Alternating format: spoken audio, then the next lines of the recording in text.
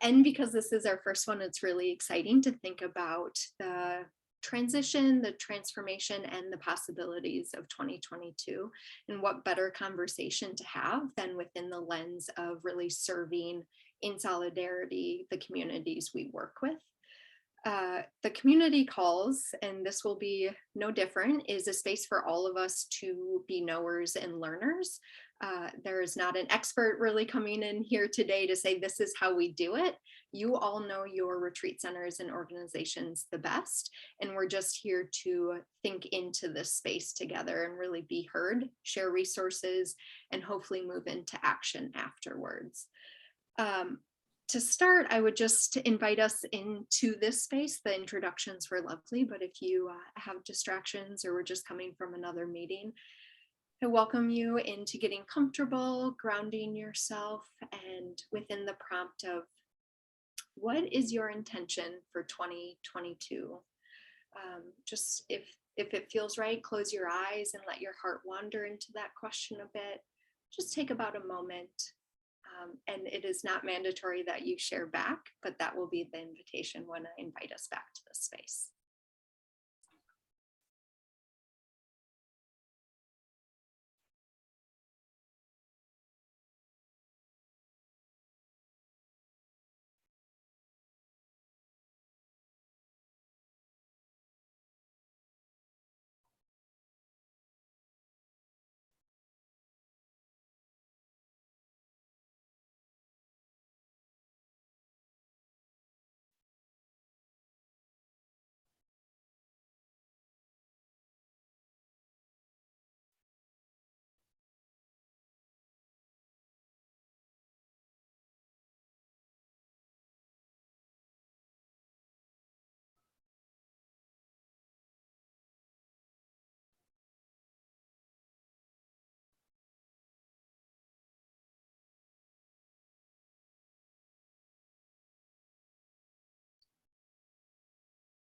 And if you've had your eyes closed, I welcome you to open them. I would love to hear what your intention is in 2022 via the chat box. One, I think it might just have some power to speak it into this space. And two, it's good for Ben and I to hold as the support staff in the RCC and how we can respond and support all of you. So the invitation is there, and I'll continue. And Marianne, I might tap on your shoulder in a bit to speak to this. The invitation for this conversation was quite brief. I think Marianne posted in our Mighty Network. If you are not a member of that, I do encourage you to email Ben or I, or we'll send you a link so you can see that these are our live conversations where we have a lot of back and forth, but we also invite you into the intranet like Facebook of conversations to be had offline, with hopes of potential collaborations emerging. So a quick question to the community, and one that wasn't necessarily answered, but hopefully in this conversation it will be. And I'm starting from a point of transparency that I spiraled a bit when I received this question, and Ben can speak to this, is it's such a complex question for how short it actually is, right? How do we serve local, poor, marginalized communities? I think was kind of the expanse in Mighty Networks. And I thought, well, what do any of those words mean? And so that's what I would like to start talking about as we open this large conversation today. And I also, if Marianne or Ben want to speak into that question as well, and then I'll go through my thought process.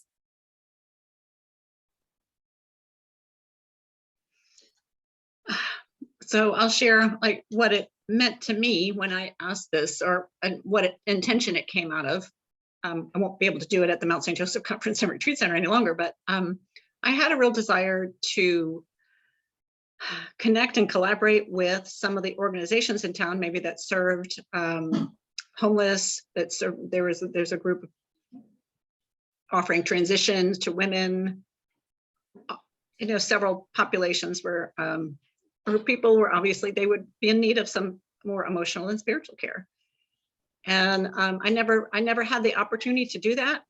They had a grant program that I wanted to make use of, and just like I said, didn't have the opportunity, and I would have really liked to have done that. But then I also thought about some of the things that might have blocked or prevented us from doing that. You know, I would have gotten some maybe pushback from the religious community. Some concerns about having the population if we were going to have them for overnight guests or for a weekend. Would the religious community that I was on we were on the grounds, would they be comfortable with having that population there for a weekend? How would we put together the programming? How would we, as well as the financing? So I would have just loved to hear from others if somebody is doing programming or reaching out to the community, the marginalized community.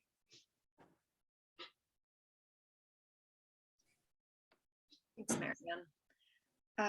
I think within that comes our hope of answering that question, sitting with that question, moving that question into the communities we hope to serve within the lens of justice, equity, diversity, and inclusion. How do we really work within our communities to help hold that question?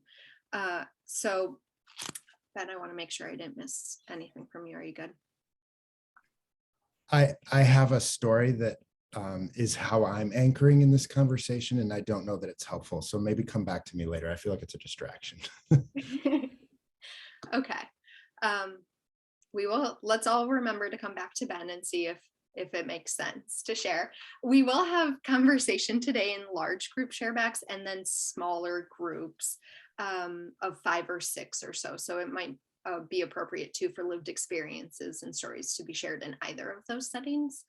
I am going to share my screen and then move into a PowerPoint slide, which is traditionally not what we do in community calls, but it was really helpful for me as I was sorting this question and coming to understand the terminology we use.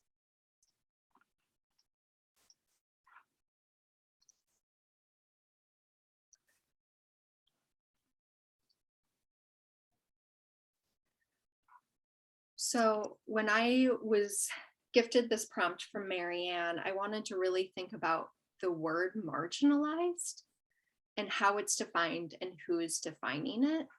And many of you know this, I went to graduate school and got my gender studies degree. And so I pulled out all of my higher education books, my anti-oppressive theory books, my women's studies books. And I really had a difficult time finding something from that generation, so 2008-ish, of what it meant when we use the term marginalized. And it was a good prompt for me. This definition is taken from Lewis and Clark College, and I'd like us just to sit with, I'm not going to read it to you. When we talk about marginalized communities, what do we mean? So again, we know that words have power and can be very empowering. So when we say marginalized, when we want to work with marginalized communities or those who have been marginalized, even thinking about first person language, what does that mean to us and to our organizations? And if you'll just take a moment, you might be using your own definition of marginalization. That's wonderful. Or you may need to look to this one to guide your own definition. Does this definition make sense? And what is missing from this definition for you within the lens of justice and retreat centers organizations?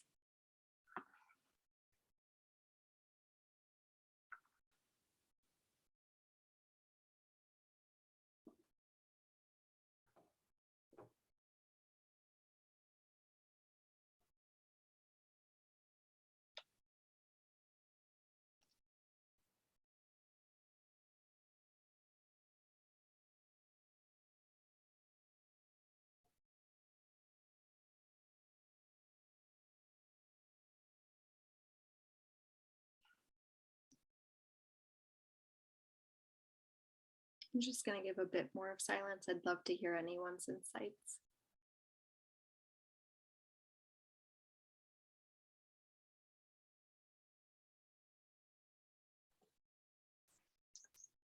As I'm reading this definition and just sitting with marginalized, what occurs to me is that what first drew me to Kirkridge Retreat Center is that that has always been people that they have served, people who are systematically disempowered.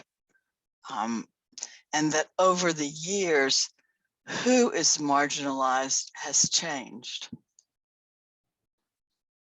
Thanks, Sally.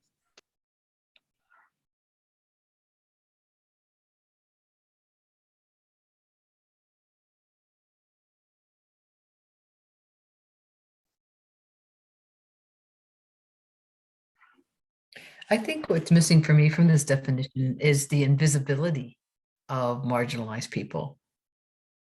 Sometimes they're not even seen or known or named. And for me, this doesn't go quite far enough. Great, thanks, Jane. Holding this definition or others, and again, just interrupt me if you want to continue to add. This felt too formal of a definition for me. And so I went and I dug and recognized Bell Hook's amazing work around centering voices that have been marginalized or made invisible. And so I am going to read this definition. To be in the margin is to be part of the whole, but outside of the main. The absence of choices. And to a bit more distinction is maybe there are choices, but they're poor or inadequate choices of livelihood to be fully human. And a primary point of contact between the oppressed and the oppressor. So this dance and contact point, one who has power and one who does not. And I don't know if any of you have this Bell Hook's feminist theory, The Margin to the Center, but this might be a good book to start if you want to engage in academic texts about this. So does this feel like a wholer understanding of marginalization as we think about who we serve or who we're called to serve? You don't have to give a verbal yes, but just noodle that question. And I think one of the grand things about the retreat center collaboration is that we hold a continuum of retreat centers, and that might also mean that we hold a continuum of definitions about who we serve when we talk about those who are marginalized. Pausing there for a moment to see if there are any questions that we can hold on to as we move to large group discussion in a little bit. Please put them in the chat as well so we make sure we don't forget them. Another layer that came into this discussion for me when thinking about this question was the distinction between charity, solidarity, and social justice. I think many of us have broken away or want to break away from this sense of charity work and move into solidarity and social justice work. And again, that's on a continuum too. And perhaps even in this space, we might not see charity as a bad thing if that's what our organizations have been doing, but within a critical lens of Jedi work, there is a distinction between solidarity and charity and social justice. I hope at the end of this, I'll be able to share some resources, and I'd also invite you all into sharing resources about this distinction. Any comments about that?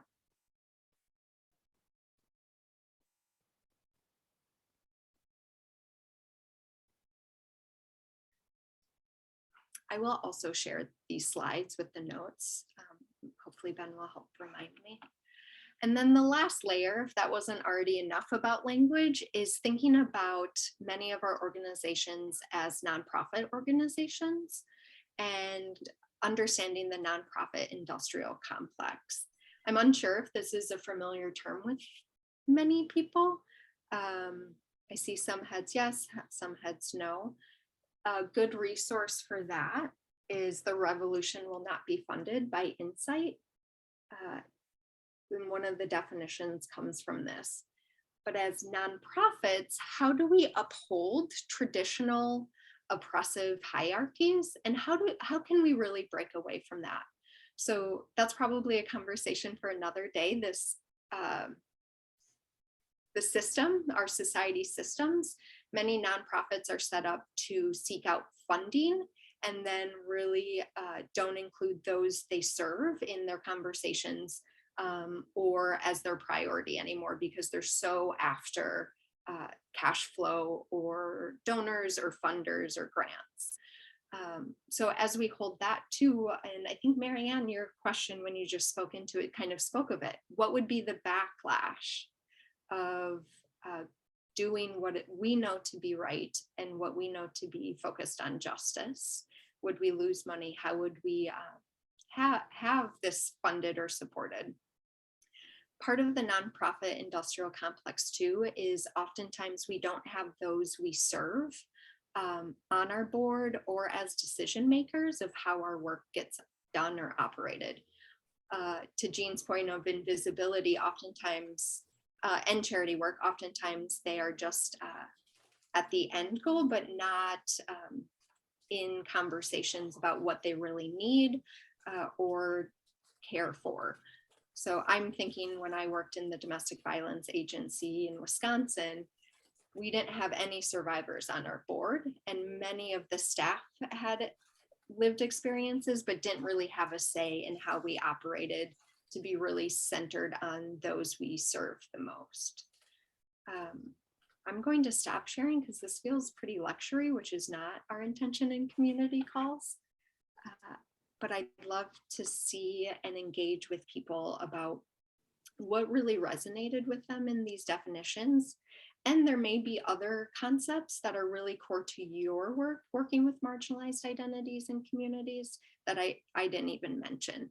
So I'm just going to leave the floor open for a bit.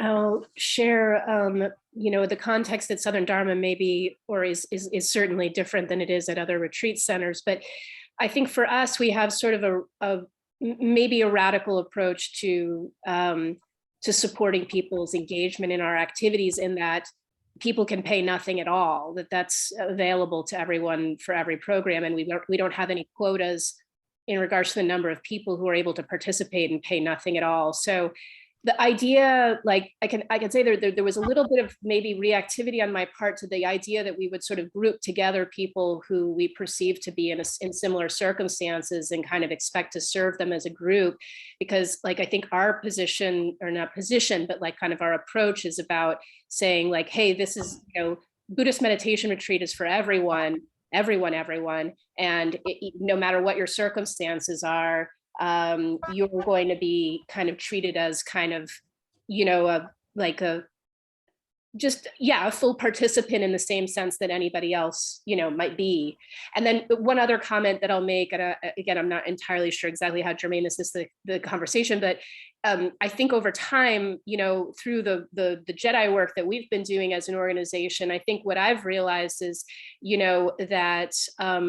that in order for us to more fully serve populations of people who have, say, historically not been as well represented in our programs, like there needs to be a lot more recognition of the lack of diversity, even among, say, the white people who are involved with the organization. I just more and more over time, I'm just realizing how important it is for us to kind of get a handle on how, not only does it tend to serve people who identify as white, but a very particular subpopulation of white people. It's not even just white people.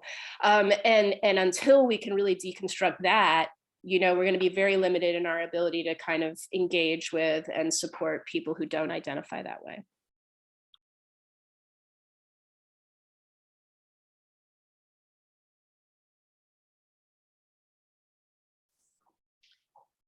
A couple of thoughts came to me. This is from a board perspective, because one of the things that we've been trying to do is get more diversity on our board, people of color in particular, because in Racine, 50% of the population is Black, but we don't have didn't have any Blacks on our board, and we don't serve the Black community. So a couple of experiences, we do have somebody on our board now who is just coming in as a representative or as a person from a Black community who works with transitional housing. We have a Hispanic woman. So that's helpful. But what I'm aware of is you don't just push yourself into a community of color. There's a need for invitation, and otherwise we come across as intrusive, and we're benevolent, we're going to help you.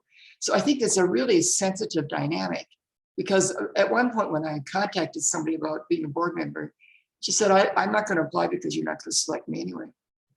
That's their experience. They get the invitation, but they get filtered out because they have a felony in their background or something. So I think we have to be really sensitive. And I like the phrase intersectionality, because it says there are ways that we have to think about how we are with other people and people that are different than us.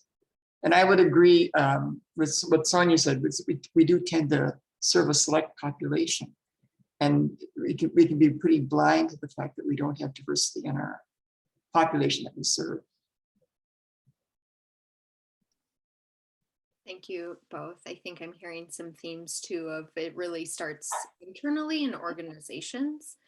And you're so right about even this question, I think, is a question to turn out into our communities rather than saying, we're doing this for you, right? That top-down mentality, but how can we work together? And just like Ben and I and the core committee have really been working on developing a network, it's a lot built on relationships and trust, right? And authenticity, not to get check marks, but really to do the nitty-gritty work as well. And I think in this conversation, and so I'm just going to remind us that we are inviting each other in to think critically and expansively about this. So you all are retreat people. My invitation is to hold your touchstones or your ground rule, whatever what language you use, into this conversation as well, as we think more expansively about it. So any other language points? Ken, thanks for intersectionality. You know, Kimberly Crenshaw gave a gift to the world with naming that and intersecting lived experiences. And I think many of us have heard that term before as well, and holding that. Hi, Scott at the Rose Center. I think one thing that's come up for us is the need for help. And we specifically have been working within the gay men's retreat that we have here at Row, which is 37 years old. And it's very much evolved into a white men's retreat. And it was no one's intention to be that, but it is. And one of the things I recognize is that as one of the leaders of that group, like, we need some help with that, and we need some help from the Black community if we want to have a more diverse population. You know, we can come up with all the ideas in the world within our own group, but what is going to make us useful to the Black community and welcoming to the Black community is not necessarily going to come from us. And you know, when I looked outside of us, there are Black gay men retreats going on, and I'm like, okay, so why would we even be attractive to somebody when, you know, and so that you know, opened up a whole other question: is who are we doing this for, and why are we doing it? We certainly don't want to be exclusive in anything that we do.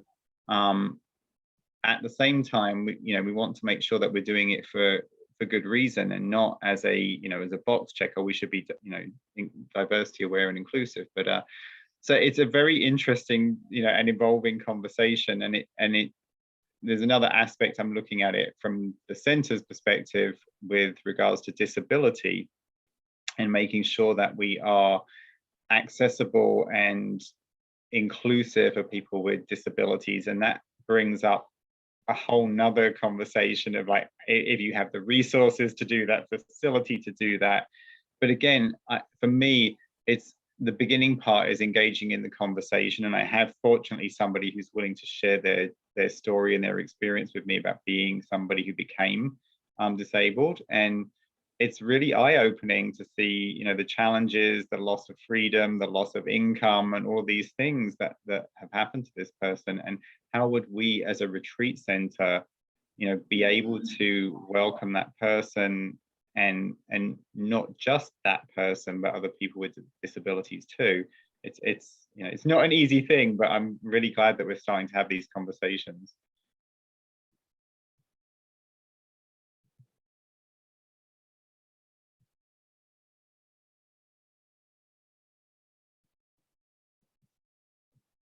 I was aware of Mary Ann's word pushback or resistance, because the Franciscan Center, that's 52 years old this year, for 46 years had been offering a mass for the gay and lesbian community. We got a new bishop and a new board president who didn't fight the way the previous ones had to say, we need to do this, and it is no more.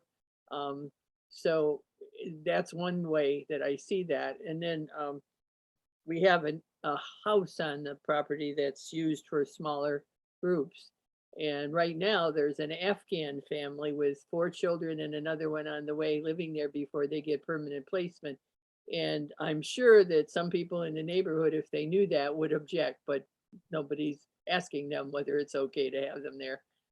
So it's kind of such a mix many times of how to, I know that we're way too white over all these years, and it's really hard to, and I think you're all giving me some helps to thinking about it in different ways, even from my non-administrative role that I have here. Thank you.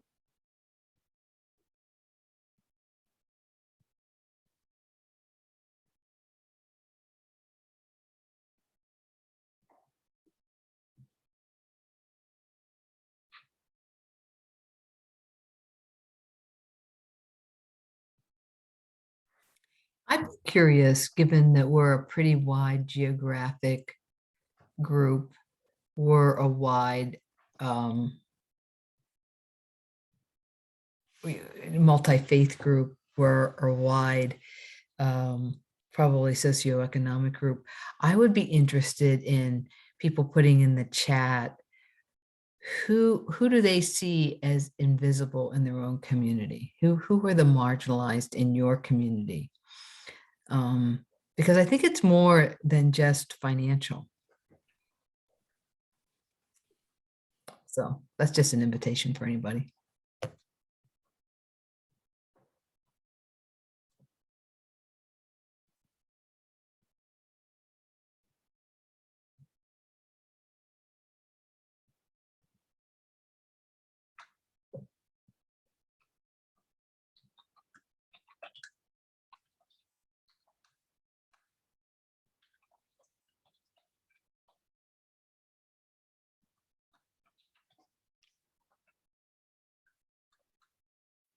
This is Marta from the Whitby Institute. Well, those marginalized in our community generally are people of color, and even more so Indigenous people. There are a lot of reservations in this area, not specifically on Whidbey Island, but all around the area. And yeah, the Indigenous people tend to be even more marginalized.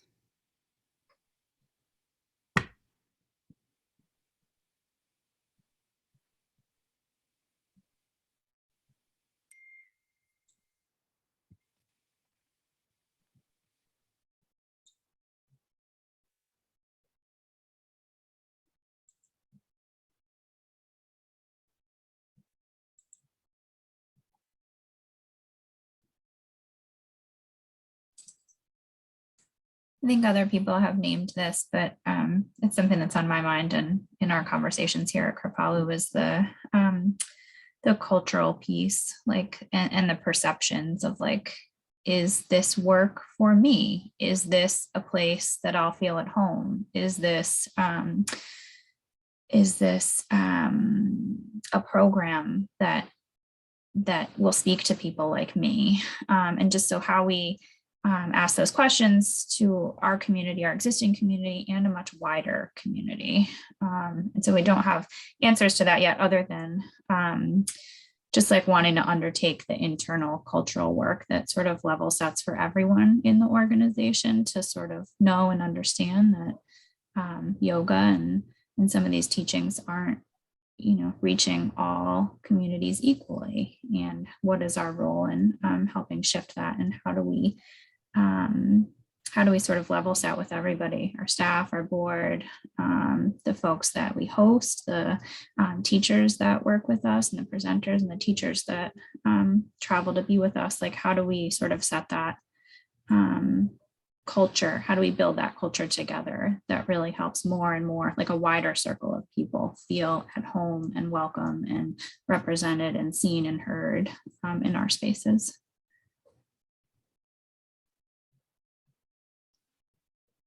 Thanks, Cece, for that. I think that's another question that can invite us into going deeper, and I think speaks to Sonia's too, of who belongs at retreat centers and the recognition everyone, and how do we create access points and that space where people do feel like they belong. And I think that's another part of the root of this question. And I am curious, and I think this will be some of that conversation. What has worked for people? Is it turning this question out into various stakeholders in your community? Is it just because you're from the area and you have these relationships built in? I would love to hear from people how to authentically hold that question with their communities, not for, but with, as we move into thinking deeper about that.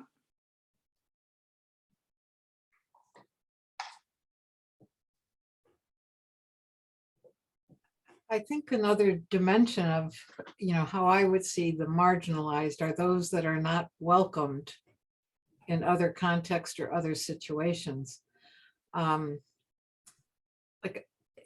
our situation, it's not so much the programming, but it's allowing people to come and use our space. Some economically poor, some not necessarily economically poor.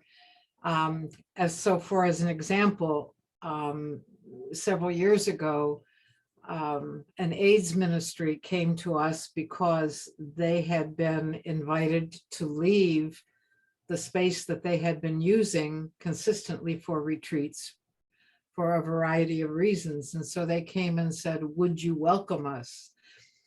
Well, we're on the property of a sister's mother house, and so it was a matter of working that through, and we have welcomed them, and they come every year for 100 or so people, but they are not welcome elsewhere. And to me, that's a significant, we don't do their program, they do their program, but we give them the space and we allow them to be here. It takes a tremendous amount of working with the broader staff of the complex to understand the context and the situation. But they very definitely are marginalized they've been kicked out of so many places just because who they are. And again, particularly religious places because of the whole question of lesbian and gay, whatever.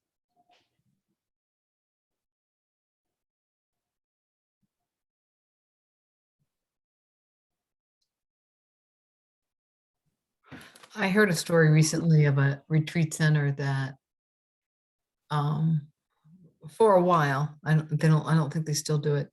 They worked with sex offenders and talked to the person about what was the amount of work they had to do behind the scenes in order to have sex offenders on their property.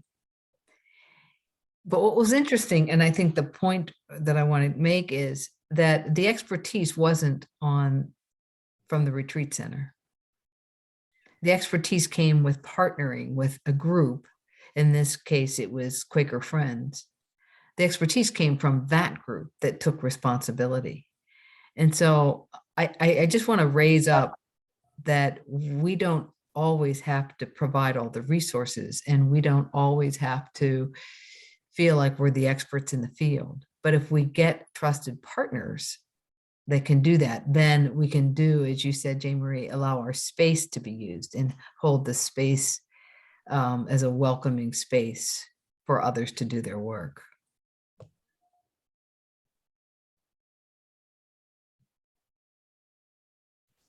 Thanks, Sister Jane Marie, for that, and Jean, your add-on. I think that also transitions us well into thinking about the practical application of these very theoretical questions, holding right the heart and the head in this movement. We can move into small groups thinking about this. I welcome for you to lead your small groups however you'd like, but the invitation is to share maybe what's worked, what hasn't worked. I think there's a lot to learn there sometimes too. How to authentically and intentionally build those spaces that Sister Jane Marie and Jean just spoke about. So I'm going to drop a question into the chat while Ben organizes groups of 5 or 6. So I hope you'll be able to participate, but it isn't mandatory that you have to speak into the small groups. And we'll have spacious time, about 25 minutes, and we'll come back, do some quick share backs. And Ben and I will also glean what resources do we need as we dig deeper into this question. So Ben, are we ready to roll?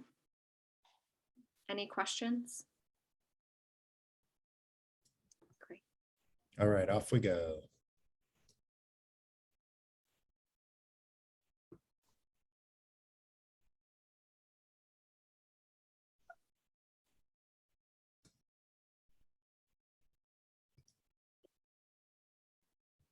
Welcome back, everyone.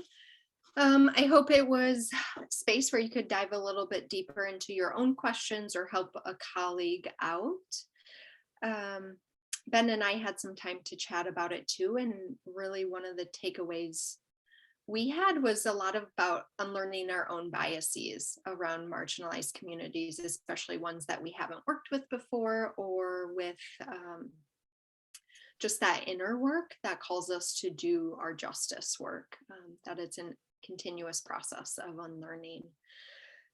So I'm so grateful that Marianne brought this question and that we did have time to sit with both our mindsets about this work and our hearts and what we're called to do. We have about 10 minutes to do any share backs. The space is mostly open. If there was something insightful that you shared that would serve the greater community, we'd love to hear it. I'd also invite that what's yours to share is yours. And if someone else said something, please ask them. And they always have the right to say no.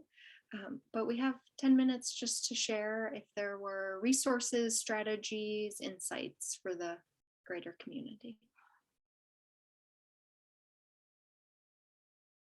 This is not mine, so I'm going to ask Maureen's permission to share something brilliant that you said, Maureen, when you lifted up 2 words.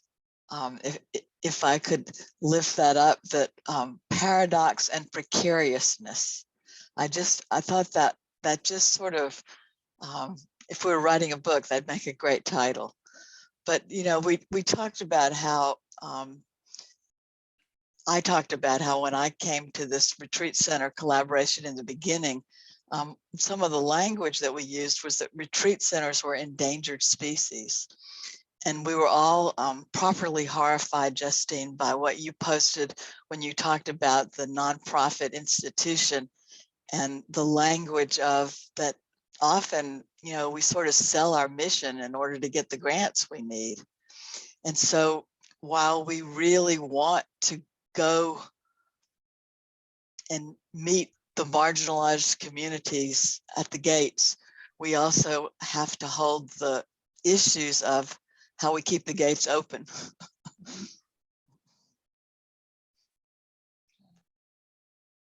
And the thought following on that just struck me is, or we see those marginalized communities as a means to an end of getting another grant or whatever.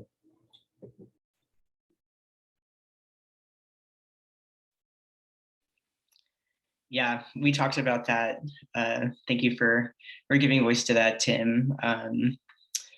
Yeah, I mean, and it also goes back to what Marianne was asking about programs, right? So if, especially for people who are, or organizations that are using marginalized or impacted communities. It's also an interesting word, marginalized, with the, you know, the word of the day, where it's a really painful word. And, you know, what I thought earlier when we're talking about what was missing is, for me, it was white supremacy, because that's what cause is the word to occur at all, you know, in the first place. And so how do we create allyships, and also move out of the way, because that is largely why the marginalization has occurred, right? But yeah, going back to that and going into a program, as someone who has managed, you know, a staff of people from an impacted community, that it wasn't about the work often. It was about trauma. It was about anger. It was about upset. We're a healing center. So, you know, we're looking at, like, how do we actually use all the things that we do to help support the staff that we're working alongside of? And what is our capacity? Because programs are a lot of work. And also someone else, forgive me, I don't remember who it was, said that we don't have to take it all alone, that there are professionals that do that. And so, but yeah, without that, it does feel like a means to an end, and it can become exploitive.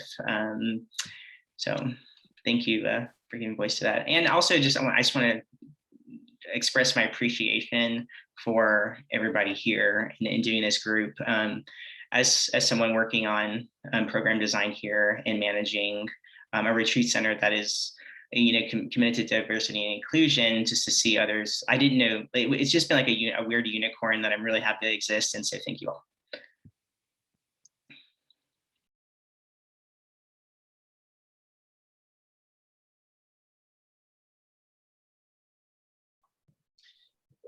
Jean Richardson brought up something very interesting that I find intriguing, that I want to do some pursuing. She has a son with intellectual disabilities, and she worked for years to integrate her son into the service that was being done at the retreat center. And she said they brought in life skills with a program that works with intellectually disabled to help them learn how to function. And they trained them. And so she said, we could not function in our center without that crew of workers running the dishwasher, changing the beds, mopping the floors. And I thought, it not only provides them with dignity and a place to be productive, but it also helps out the retreat center. So it's something worth exploring.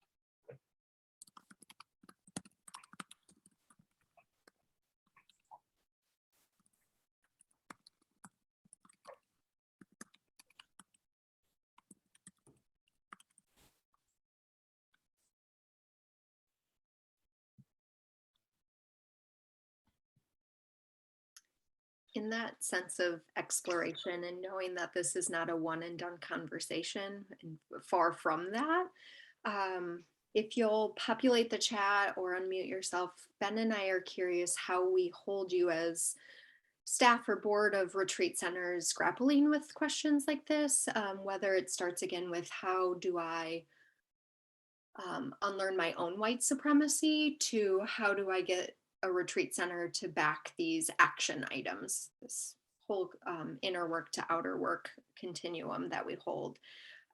We would love to hear what's next. What do you need from us? What do we need from each other? Thinking about what could be collaborative as we close out today's call and look to the future. So I'll just give a moment if there is someone who wants to speak to that or populate the chat. I think we made this extensive list of who do we see as invisible or marginalized, or who has been marginalized. And I think even just by bringing them into this conversation, it's one first step. And how do we hold them with us as we continue to do this work? So what for you do you need from each other or from RCC as someone who holds this? Just one moment and I'll let that move you how it does. One of the things that was mentioned in our group was a previous program of this group about racial healing, and that might be important work before the work. And I just wonder, Ben, I know that there's a survey getting ready to go out, or maybe having already gone out. Maybe you could just update us with some of that. Yes, be happy to talk about that in just a second.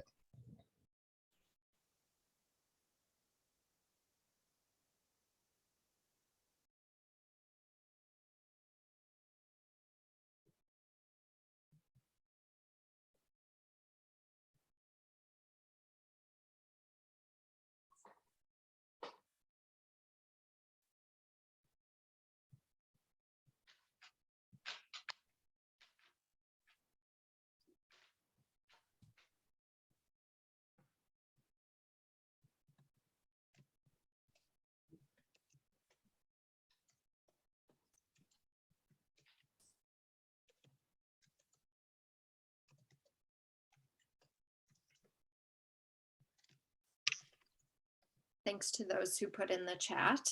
You're welcome to do that, but I think as we run out of time, Ben does have some announcements. Ben, I'll put those 2 comments in our notes that we'll share out as well. Yeah, great. So I have just a few things I want to kind of put on your radar as we move into the next couple of weeks before our next community call. Our next community call is January 25th, 2 weeks from today. We'll be doing a town hall, kind of loosely. I think a portion of the call will be a town hall where we'll be getting some input from you about what you'd like to see RCC do next, what you'd like to learn from each other. We're planning to do a community survey similar to the community survey we did a little over a year ago to get a snapshot of where the community is. And so we want some input from all of us to see what do we want to know about each other that we would like to survey each other about, so that we can have that information from each other to get a better picture of the work that we're doing together. So we'll be doing a town hall to kind of help think through some pieces of that. But while I'm talking about surveys, I want to mention the Racial Healing Initiative needs assessment that will be going out to retreat centers. I've been working on drafting it in SurveyMonkey, and it's a little bigger than I would like, but there's a lot of information to gather, and it's fascinating to think about how it could help us understand where we can grow, where we have room to grow, where we're encountering blind spots in our mission delivery. So please look for that in your inbox. I'll be sending that out to the whole RCC sometime in the next few days. And I wanted to remind folks of Pendle Hill's compensation survey. They had volunteered, they're a Quaker center on the East Coast. They had volunteered to do a wage survey to see how different retreat centers are paying their staff. And they thought, if we can get information from retreat centers across the country, it might help us all understand how we're doing that and how we could do that better. So Justine has just dropped that link in the chat. That's Pendle Hill's compensation survey. I don't have the other survey finished yet, so I won't share a link to that. The town hall, I already mentioned. I think that's all for now. Justine and I are planning to hold office hours next week on Tuesday afternoon, January 18, from 1:30 to 3, same time as this call, Eastern time. So if you'd like to join us, you have other questions, or you want to pick our brains about anything related to RCC, feel free to drop in on this same link next week at this time. I'll pass it back to you, Justine. I think that's all for my announcements. Wonderful. Well, I think I'm going to close. Ben will have a January newsletter coming out with various other links that I think, and we'll be announcing a series that's exciting for us as the Retreat Center collaboration and really grounded in a lot of work we do about land legacies. You may have participated in community calls focused on that, but this will be an intentional, and there's registration and fee associated with it. But we're really excited to bring several speakers in for an hour, and then retreat centers will also have space where we can hear this challenge from guest speakers, and then what does it mean as we practically apply it into our spaces and places. And then I think, thanks Ben. Ben just put it in the link for you to check out, so it's live, which is really exciting for us. I will just close with Amanda Gorman's new poem. Many of you have probably already used it in retreat centers, and it's still perfectly timely. So I'm just going to share my screen and she'll send us off into our work days.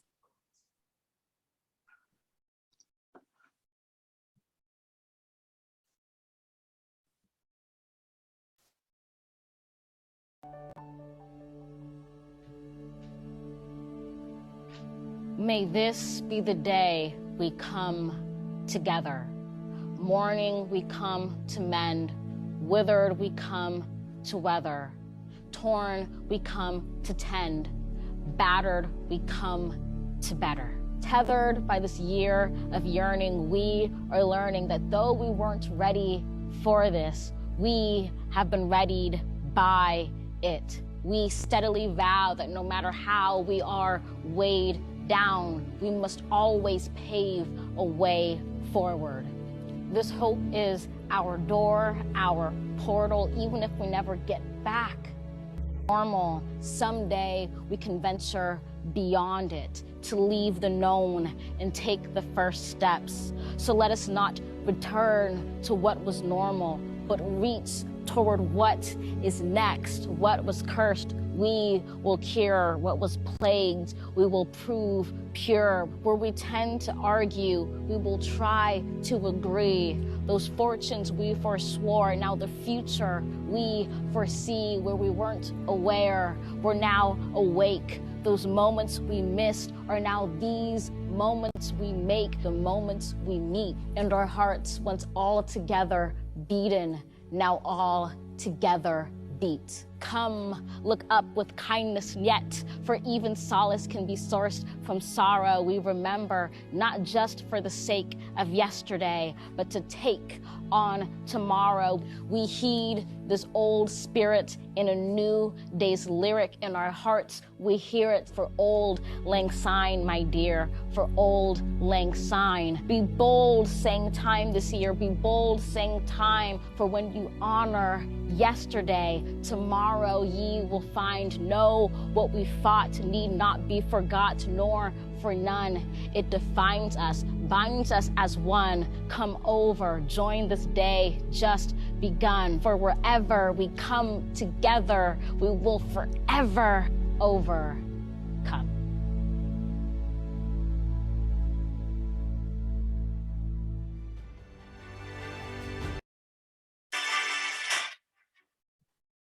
Very good, yes. We are learning that those. Thank you all. Ben, when's your story? I'll save it for another time. I'm sorry to keep you. Yeah. On our toes, Ben. Thanks, Paul. Thank you. Thank you so much for creating this space. This is a really, really good way to share. And thanks for, the framework around it with, just totally that Jedi work, Justine. Thanks. Thank you, everyone. Good to see all of you. New faces, love it. Yeah, to be continued. Mm-hmm. Thank you all. A good meeting, Cece. Bye, Carrie.